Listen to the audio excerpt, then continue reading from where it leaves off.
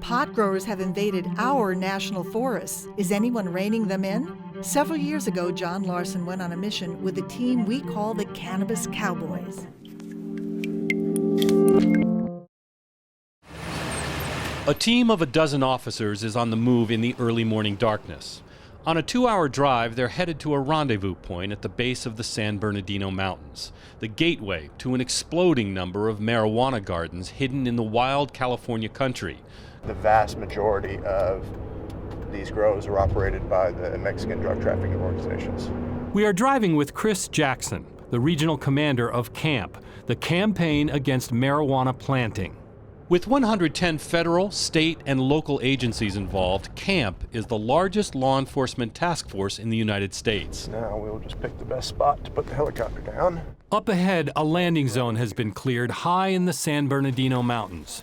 Over the next 36 hours, this team will find and destroy 5 separate marijuana growing operations in Riverside County, worth almost $90 million. The team will fly in suspended beneath helicopters in a long-used attack procedure called short hauling. But if there's a problem while in flight, the men will not be left hanging. The parachute itself sits underneath on the belly of the aircraft, because we're going to have human bodies at the bottom of this line. The first flight in recons the target area. The marijuana is growing about 2 miles away, concealed in hundreds of square miles of rolling scrub on federal land, hidden but not well enough. The short haul is a fast attack, officers hanging in the air, sometimes 1,000 feet off the ground. But the technique is chosen not for its speed, but its efficiency. Traditional means walking in is so man-hour intensive that we don't have the personnel or the money to put people on the ground. One absolute necessity in marijuana farming?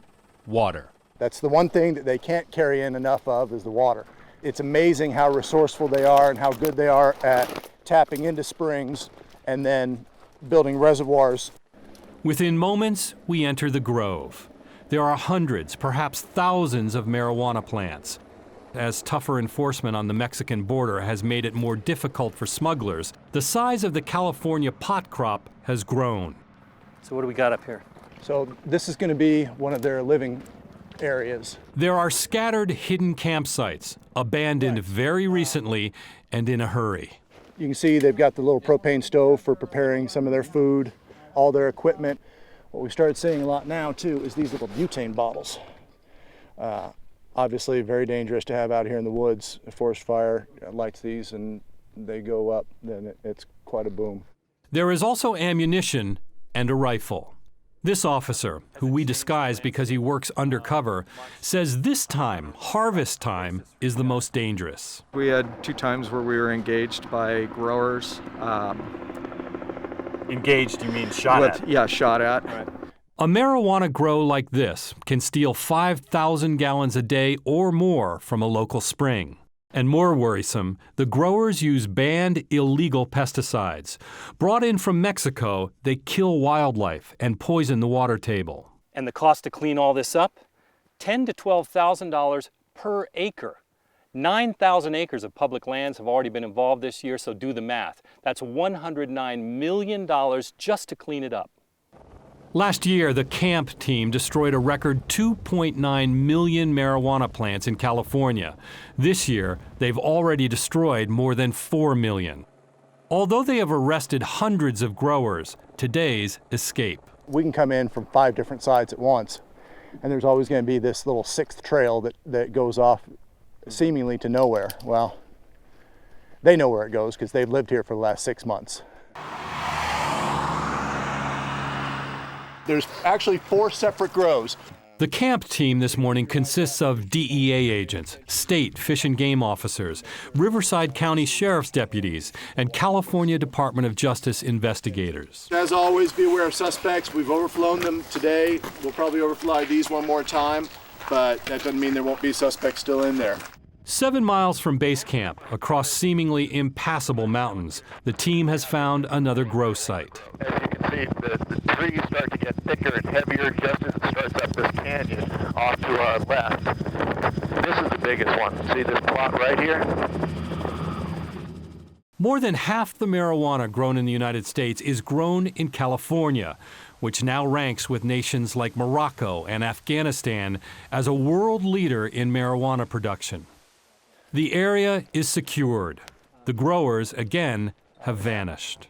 This is another one of their living accommodations. It's also one of their water supply sources. Since 2001, more and more of the marijuana is being grown on public land. That's state park land, National Forest Service land. Here in Riverside County, 92% of the pot eradicated is coming off of public land. The team is here less than 30 minutes when a mystery develops. It's got water pressure in it, and we believe it's going to end up somewhere on a ranch here to the northwest of us. The water line feeding the pot is pressurized to the point that deputies suspect it might come from a fire main or a private ranch. See it looking like a snake? After an hour-long, half-mile search, the line leads onto a ranch. The pot growers have dug deep, tapping directly into the ranch's well. And here's our tap. Did a sloppy job. Chris Jackson and his team removed 15,000 plants on this day, worth $60 million. Is this a decisive victory in the marijuana war? Of course not. But Chris and the men and women of the campaign against marijuana planting know that this year they have already taken more than $4 billion largely out of the pockets of the Mexican drug cartels. And that they can live with. For SoCal Connected, I'm John Larson near Thompson Mountain in Riverside County.